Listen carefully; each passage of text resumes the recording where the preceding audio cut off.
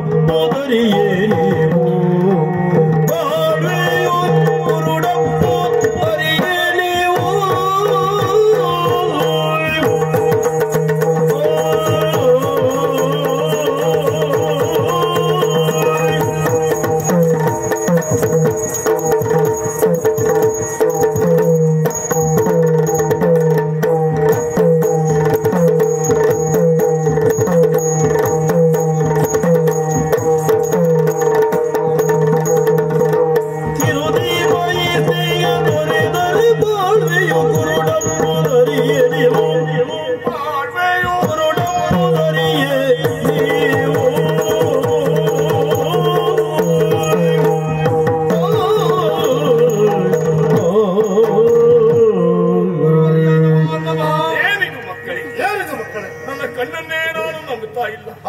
ಕಳೆದ 12 ವರ್ಷಗಳಿಂದ ರಾಜಋಷಿಯ ಅಗ್ನಿರುದ್ರನ ಆಶ್ರಮದಲ್ಲಿ ವಿದ್ಯಾರ್ಥಿಗಳಾಗಿ ಬದುಕನ್ನ ಸಾಗಿಸುತ್ತಾ ಇದ್ದವರು ನೀವು. ಪ್ರೀತಿ ಪ್ರೇಮ ಸಹನೆ ಬಾಳ್ವೆಯನ್ನು ಸಾಗಿಸುತ್ತಾ ಇರುವಂತಹ ನೀವಿಂದು ಪರಸ್ಪರ ವಿರೋಧಿಗಳ ಹಾಗೆ ಕೈಯಲ್ಲಿ ಕೈದುವನ್ನ ಹಿಡಿದು ಕಾದಾಡುವುದಕ್ಕೆ ಮುಂದಾಗಿದ್ದೀರಿಲ್ಲ. ಇಲ್ಲಿಟ್ಟರೆ ಮಕ್ಕಳ ಬುದ್ಧಿಯನ್ನ ಗುರುಮಠ ಅಂದ್ರೆ ಏನು? ಜೀವನಾಮೃತವನ್ನ ಸವಿಯುವಂತಹ ಸುಧಾ ಸಾಗರ, ಜೀವನಾನುಭವದ ನೆರಳನ್ನ ನೀಡುವಂತಹ ಮಹಾವೃಕ್ಷ, ಜೀವನದ ಪಥಕ್ಕೆ ಬೆಳಕನ್ನ ನೀಡುವಂತಹ ಜ್ಞಾನ ದೇವಿಗೆ ತಾಣ. ಗುರುವಾದವನು ಬಯಸುವುದೇನು ಮಕ್ಕಳೇ ಗೊತ್ತಾ? ತನ್ನನ್ನೂ ಮೀರಿಸುವಂತ ಶಿಷ್ಯಂದಿರಾಗಬೇಕು ಎನ್ನುವ ಹಾಗೆ ಕವಿತೆಯೊಂದು ಕಾವ್ಯ ಸೌಂದರ್ಯದಿಂದ ವಿಜೃಂಭಿಸಿದಾಗ ಬರೆದವನನ್ನ ಹೇಗೆ ಬೆರಗುಗೊಳಿಸುತ್ತದೆಯೋ ಅದೇ ರೀತಿಯಲ್ಲಿ ಗುರುವಾದವನು ತಾನು ಕಲಿಸಿರುವಂತಹ ವಿದ್ಯೆ ಶಿಷ್ಯರಲ್ಲಿ ವಿಜೃಂಭಿಸಿದಾಗ ಅಷ್ಟೇ ಸಂತೋಷವನ್ನು ಪಡುತ್ತಾನೆ. ವಿದ್ಯಾವಂತರಲ್ಲ, ಬುದ್ಧಿವಂತರಲ್ಲ. ಅಭ್ಯಾಸಾನುಗತ ವಿದ್ಯಾ ಬುದ್ಧಿ ಕರ್ಮಾನುಸಾರಿಣಿ. ನಾವು ಕಲಿತಿರುವಂತಹ ವಿದ್ಯೆಯ ಬಳಕೆ ಕ್ರಮ ನಮ್ಮಲ್ಲಿ ಇರ್ತದೆ. ಕೈಯಲ್ಲಿ ಕೊಟ್ಟಂತಹ ದೀಪ ಬಂದು ದಾರಿಯನ್ನ ಬೆಳಗುವುದಕ್ಕೂ ಆಗ್ತದೆ, ಮಾಡಿಗಿಟ್ಟಲ್ಲಿ ಮನೆಯನ್ನೂ ಸುಡ್ತದೆ. ಮಕ್ಕಳೇ, ಯಾವ ಯಾವ ತಾಯಿನರು ಇದ್ದಂತಹ ಮಕ್ಕಳು ನೀವು ಇವತ್ತು ಇಲ್ಲಿ ಒಂದೇ ತಾಯಿಯ ಮಕ್ಕಳ ಹಾಗೆ ಬದುಕ್ತಾ ಇದ್ದವರು ಯಾಕೆ ಹೀಗೆ ವ್ಯವಹರಿಸಿದ್ರಿ ಮಕ್ಕಳ? ಹಲವು ತಾಯಂದರು ಹೆತ್ತ ಮಕ್ಕಳಲ್ಲಿರಬಹುದು. ತಿಳಿಯಬೇಕಾದ ಸತ್ಯ ಏನು ಕೇಳಿದ್ರೆ ಇಲ್ಲಿದ್ದ ಹಲವು ಮಕ್ಕಳಿಗೂ ನೀವು ಒಬ್ಬರೇ ತಾಯಿ. ಇವರು ಹಲವು ಮಕ್ಕಳ ತಾಯಿ ಅಮೃತೇಶ್ವರಿ, ಅನುಮಾನವೇ ಇಲ್ಲ. ಗುರುಮಠ ಅಂದ್ರೆ ದೇವಿಯಾಲಯ. ಹೌದಪ್ಪ, ಇಲ್ಲಿ ಬೇರೆ ಬೇರೆ ತಾಯಂದ್ರು ಹೆತ್ತ ಮಕ್ಕಳೇ ಇರಬಹುದು. ತಾಯಂದ್ರೆ ಬೇರೆ ಬೇರೆ ಆದ್ರೂ ಅಪ್ಪ ನೀವು ಒಬ್ಬರೇ. ಗುರುವಿನ ಸ್ಥಾನ ತಂದೆಯ ಸ್ಥಾನ ಅಲ್ವೇ? ಗುರುಗಳೇ, ತಪ್ಪಾಯ್ತು ಗುರುಗಳೇ. ಗುರುಗಳೇ, ಗುರುಮಠಕ್ಕೆ ಬಂದಂತೆ ನಾವು ನಿಮ್ಮಲ್ಲಿ ವಿದ್ಯೆಯನ್ನು ಕಲಿತು ಬುದ್ಧಿವಂತರಾಗಿ ಹೋಗ್ಬೇಕೆನ್ನುವಂತ ಉದ್ದೇಶಕ್ಕಾಗಿ ಗುರುಮಠಕ್ಕೆ ಬರುವವರು. ಗುರುಮಠಕ್ಕೆ ಬಂದಂತ ಸಂದರ್ಭ ಹಲವಾರು ಮಂದಿ ಗೆಳೆಯ ಗೆಳತಿಯರು ಸ್ನೇಹಿತರಾಗ್ತಾರೆ. ಆದ್ರೆ ರಣವಿಕ್ರಮನನ್ನ ಆತ್ಮೀಯ ಗೆಳೆಯನಾದ್ರೂ ಕೂಡ ಇವತ್ತಿನ ದಿವಸ ನನ್ನನ್ನು ಬೆನ್ನೆಟ್ಟಿ ಕೊಲ್ಲುವುದಕ್ಕೆ ಪ್ರಯತ್ನ ಪಟ್ಟ. ಅದೇ ಸಂದರ್ಭ ಮಧ್ಯಪಥದಲ್ಲಿ ತಡೆದು ನನ್ನ ಪ್ರಾಣವನ್ನು ರಕ್ಷಣೆ ಮಾಡಿದವ ನನ್ನ ಅಣ್ಣ. ಈ ಗುರುಮಠದಲ್ಲಿ ಎಲ್ಲರೂ ಸ್ನೇಹವನ್ನು ಬಯಸ್ತಾರೆ. ಪ್ರಪಂಚದಲ್ಲಿ ಸ್ನೇಹಕ್ಕಿದ್ದಂತ ಬೆಲೆ ಯಾವುದೂ ಇಲ್ಲ ಎನ್ನುವುದಾಗಿ ನಾನು ಭಾವಿಸಿಕೊಂಡವಳು. ಕರ್ಣ ಕೌರವನ ಸ್ನೇಹ ಬಯಸಿದ, ಕುಚೇಲ ಕೃಷ್ಣನ ಸ್ನೇಹ ಬಯಸಿದ, ವಿಭೀಷಣ ರಾಮನ ಸ್ನೇಹ ಬಯಸಿದ. ಅದೇ ರೀತಿ ನಾನು ಸ್ನೇಹವನ್ನು ಬಯಸಿದವಳು. ಆದ್ರೆ ರಣವಿಕ್ರಮ ಯಾಕೆ ಮಾಡಿದಂತೆ ಗೊತ್ತಾಗ್ತಿಲ್ಲ ಗುರುಗಳೇ. ಗುರುಗಳೇ, ನಿಮ್ಮ ಮಾತನ್ನ ಮೀರುವುದಕ್ಕೆ ಸಾಧ್ಯ ಉಂಟಾ? ಪ್ರಪಂಚದ ಬೆಳಕನ್ನ ಸರಿಯಾಗಿ ಕಾಣುವ ಮೊದಲೇ ತಂದೆ ತಾಯಿಗಳ ಮಡಿಲನ್ನ ಬಿಟ್ಟು ನಿಮ್ಮ ಮಡಿಲನ್ನ ಸೇರಿಕೊಂಡವರು ನಾವಿದ್ದೇವೆ. ಮತ್ತೆ ಗದ್ದೆಗೆ ಬಿದ್ದಂತ ಬೀಜವೆನ್ನುವುದು ಹೇಗೆ ಮೊಳಕೆ ಹೊಡೆಯುತ್ತದೋ ತದ್ರೀತಿಯಲ್ಲಿ ನೀವು ಹೇಳಿಕೊಟ್ಟಂತ ವಿದ್ಯೆಯನ್ನು ಅಭ್ಯಾಸ ಮಾಡಿದವರು ನಾವಿದ್ದೇವೆ. ಈ ಬದುಕು ಎನ್ನುವುದು ದೇವರು ಕೊಟ್ಟಂತಹ ಭಿಕ್ಷೆ, ರೂಪುರೇಷೆಗಳು ನಾವು ಹಾಕಿಕೊಂಡಂತಹ ನಕ್ಷೆ, ಹಿರಿಯರ ಮಾತು ಮೀರಲಾಗದ ಕಕ್ಷೆ, ಮಾತು ನಡವಳಿಕೆಗಳು ನಮ್ಮ ಬದುಕಿನಲ್ಲಿ ನಾವು ತೊಟ್ಟಂತಹ ದೀಕ್ಷೆ. ಸ್ನೇಹಿತರೆಲ್ಲರೂ ಸಂತೋಷವಾಗಿರಬೇಕೆಂಬುದು ನನ್ನ ಆಕಾಂಕ್ಷೆ. ಇದು ಸಾಕಾರಗೊಳ್ಳುವುದು ಯಾವಾಗ ಕೇಳಿದ್ರೆ ಇಂತಹ ಸಾವಿರಾರು ಮಂದಿ ಹಿರಿಯರ ಆಶೀರ್ವಾದವೇ ನಮ್ಮ ಬದುಕಿಗೆ ಶ್ರೀರಕ್ಷೆ ಅಂತ ತಿಳಿದವ ನಾವು. ಏನೋ ಒಳ್ಳೆ ಹೇಳಿರೋದು ಗೊತ್ತಾಯ್ತು. ಬದುಕಿನಲ್ಲಿ ಇರಬೇಕು ಈ ಮಹತ್ವಾಕಾಂಕ್ಷೆ. ಆಂಶಂಕೆ ಬೇಕೆ? ಆಂಶಂಕೆ ನಿನಗೆ. ಲೋಕದಲ್ಲಿ ಭೇದ ಭಾವ ಇಲ್ಲದ ಏಕೈಕ ಸಂಬಂಧ ಯಾವುದು ಕೇಳಿದ್ರೆ ಅದು ಸ್ನೇಹ ಮಾತ್ರ.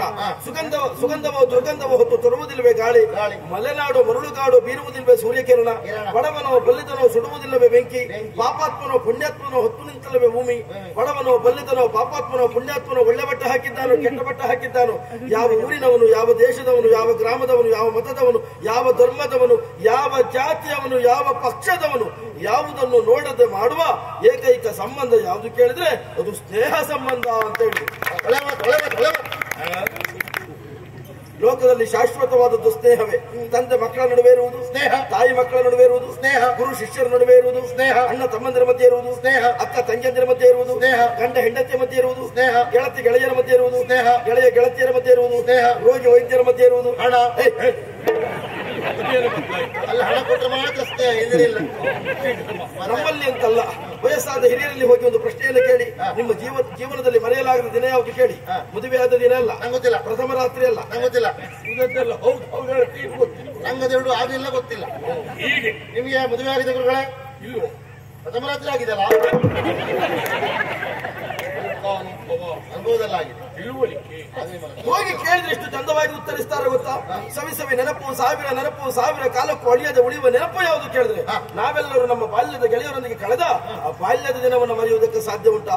ಎಲ್ಲರೂ ಸೇರಿ ಆಟವನ್ನಾಡಿದ್ದು, ಚೆಂಡಾಟವನ್ನಾಡಿದ್ದು, ಕಿಣಿ ಕೊಲಾಡಿದ್ದು, ಮುಗುರಿ ಆಟವನ್ನಾಡಿದ್ದು, ಕೆಸರುಗದ್ದೆಲ್ಲ ಓಡಿದ್ದು, ಮರದಿಂದ ಮರಕ್ಕೆ ಹಾರುವ ಮರಕೋತಿಯನ್ನು ಆಟವನ್ನಾಡಿದ್ದು, ಭಂಗಿರಸಲು ಹೊಡಕಿದ್ದು, ಗದ್ದೆಯಲ್ಲಿ ಬಿದ್ದದ್ದು, ಅಂಗಳದಲ್ಲಿ ಎದ್ದದ್ದು, ಕಬ್ಬನ್ನ ಕದ್ದದ್ದು, ತೋಟದಲ್ಲಿ ಹಣ್ಣನ್ನ ಮೆದ್ದದ್ದು, ಆ ಅಜ್ಜ ಮನೆ ಬಿಟ್ಟು ಹೊರಗಡೆ ಹೋದಾಗ ಅಜ್ಜ ಕಿಸಿ ಒಂದು ತೆಗೆದು ಎಳೆದದ್ದು, ಓದುವ ಕಾಲಕ್ಕೆ 4 ಜನ ಸ್ನೇಹಿತರು ಸೇರಿ ಮೊದಲ ಬಾರಿಗೆ ಚೂಚೂರು ಕೂತ್ಕೊಂಡು ಹೊಳೆ ಮೇಲೆ ಹಾಕಿದ್ದ, ನದಿಗಿಳಿದು ನೀರಾಟವನ್ನಾಡಿದ್ದು, ಹೆಮ್ಮಕ್ಕಳಲ್ಲಿ ಜಗಳವನ್ನಾಡಿದ್ದು, ಹೆಮ್ಮಕ್ಕಳ ಹಿಂದೆ ಕುಳಿತವರ ಜಡೆಯನ್ನು ಎಳೆದದ್ದು, ಆಗ ಗುರುಗಳು ಬಂದು ಕಪಾಲಿಗೆ ಬಿಟ್ಟದ್ದು, ಆವತ್ತೇ ನಾಳೆ ಶಾಲೆ ಬಿಟ್ಟದ್ದು, ಗುರುಮಠದಲ್ಲಿ ಆಗಾಗ ಆಗುತ್ತಿರುವಂತಹ ಸಾಂಸ್ಕೃತಿಕ ಕಾರ್ಯಕ್ರಮವು, ಜೊತೆಗೆ ನಮ್ಮ ಭಾಗದಲ್ಲಿ ವಿಶೇಷವಾಗಿ ಆಗುವಂತಹ ನೇಮವೋ, ಕಂಬಳವೋ, ಕೋಲವೋ, ಜಾತ್ರೆಯೋ, ಕೋಳಿ ಪಡೆಯೋ, ಜೊತೆಗೆ ದೈವಿಕ ಕಲೆ ಎನಿಸಿಕೊಂಡು ನಮ್ಮೆಲ್ಲರ ಮನೋವಿಕಾಸಕ್ಕೆ ಕಾರಣವಾಗುವಂತಹ ಮನೋರಂಜನೆ ಕಾರ್ಯಕ್ರಮಗಳೆಲ್ಲವುದು ಮುಂದುವರಿಯುವುದಕ್ಕಿಂತ ಮೊದಲು ನಾವೆಲ್ಲರೂ ಆರಾಧಿಸುವಂತಹ ಭಕ್ತಿಪೂರ್ವಕ ಕಲೆಯಾದಂತಹ, ಯಾರಿಗೂ ಆಮಂತ್ರಣವಿಲ್ಲದೆ ಇದ್ರೂ ನಾವೆಲ್ಲರೂ ಹೋಗಿ ಗದ್ದೆಯ ಬಯಲಿನಲ್ಲಿ ಕುಳಿತುಕೊಂಡಂತಹ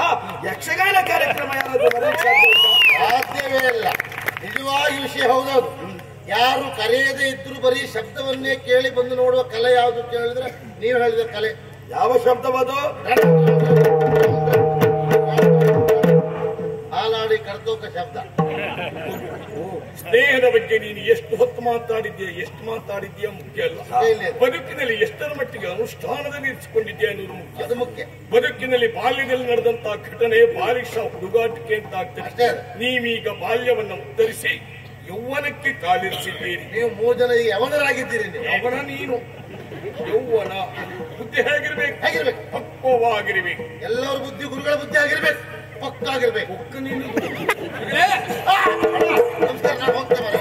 ದಯಮಾಡಿ ನಮ್ಮನ್ನು ಕ್ಷಮಿಸಬೇಕು. ಇವತ್ತು ಏಕಾಏಕಾಗಿ ಪ್ರಣತಿಯನ್ನು ಕೊಲ್ಲುವಲ್ಲಿ ಮನ ಮಾಡಿದೆ. ಹಾಗಿದ್ರೆ ಕಾರಣ ಏನು? ಗುರುಗಳೇ, ಆಟದಲ್ಲಾಗಿರ್ಲಿ ಪಾಠದಲ್ಲಾಗಿರ್ಲಿ ಪ್ರತಿಯೊಂದು ವಿಭಾಗದಲ್ಲಿಯೂ ಆಗಿರ್ಲಿ ನನ್ನನ್ನು ಛೇಡಿಸುತ್ತ ಕಾಲವನ್ನು ಕಳೆದವಳ ಆಕೆ. ಆವತ್ತೇ ಅವಳಿಗೆ ಹೇಳಿದ್ದೆ, ನನ್ನ ತಂಟಿಗೆ ಬಂದೆಂತಾದ್ರೆ ಅದು ನಿನ್ನ ಜೀವನಕ್ಕೆ ಕುತ್ತಾದೀತು. ಅಂತದೊಂದು ಕಾಲ ಇಷ್ಟು ಬೇಗ ಬರ್ತದೆ ಅಂತ ನಾನು ಎಣಿಸಿರ್ಲಿಲ್ಲ.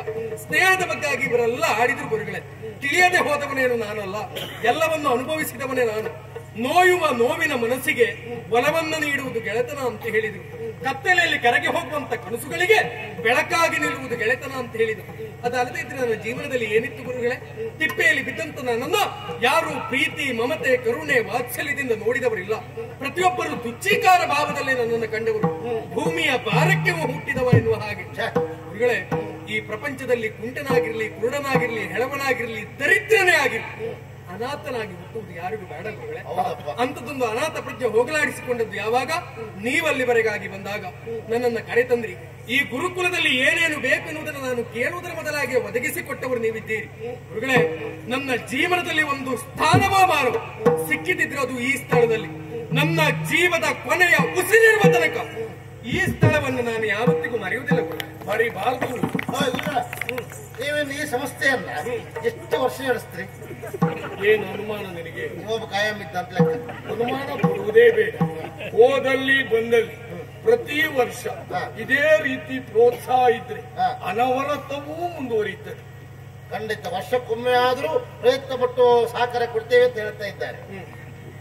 ಅನಾಥ ಅಂತ ಯೋಚಿಸಬೇಕಾದಂತ ಅಗತ್ಯ ಇಲ್ಲ. ನಮ್ಮ ಮನೆಗೆ ಕರೆದೊಯ್ತೇನೆ, ನಿನ್ನ ಜೊತೆಗೆ ನಾನು ಇರ್ತೇನೆ. ಸರಿ, ಒಳ್ಳೆ ಮಾತು. ನಾನೇನು ಗೊತ್ತಾಯ್ತಾ? ನಿಮ್ಮ ಅರಮನೆಯಿಂದ ಬಂದವ ನಿಮ್ಮ ಅಣ್ಣ ಕಳುವಿ ಕೊಟ್ಟಿದ್ದು ಪಾಪಂಡ ಅಂತ ನನ್ನ ಹೆಸರು. ತಗೊಂಡು ಹೋಗ್ಲಿಕ್ಕೆ ಹಾಗಾದ್ರೆ ಒಳ್ಳೆ ವ್ಯವಸ್ಥೆ ಆಯ್ತು. ಸರಿ. ಬದುಕಿನಲ್ಲಿ ನಿಮ್ಮ ಕುರಿತಾಗಿ ಬಹುದೊಡ್ಡ ನಿರೀಕ್ಷೆ ಇಟ್ಕೊಂಡವನ ಭಗವಂತ ನಿಮ್ಗೆಲ್ಲ ಒಳ್ಳೆಯದು.